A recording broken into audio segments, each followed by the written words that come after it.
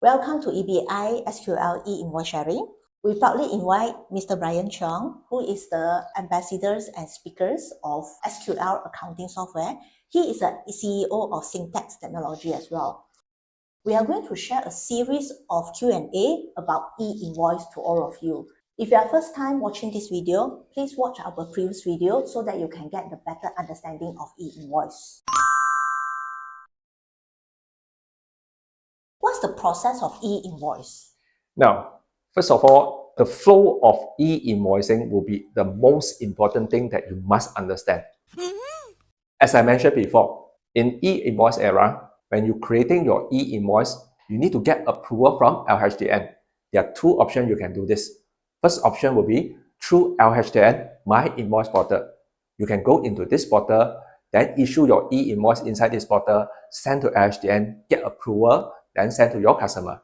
The second option will be you have your own accounting software or POS system that already approved by LHDN. You key your e-invoice inside this system, send to LHDN using a API, then get approval from LHDN.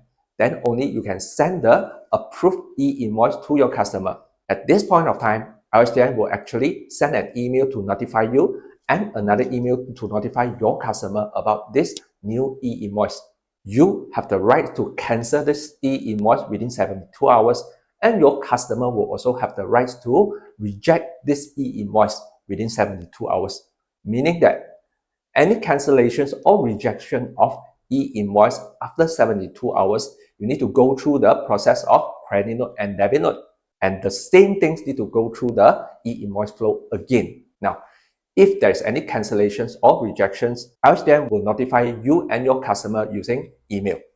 There's no editing of invoice or e-invoice by you or your customer after you get the approval from LHDN. So if you tend to do editing of invoice, maybe you need to think twice because this will no longer allow in e-invoice era.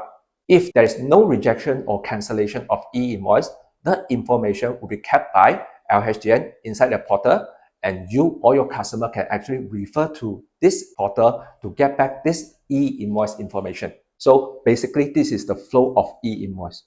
You can see that all the process will go through the validations and also the notification by LHDN.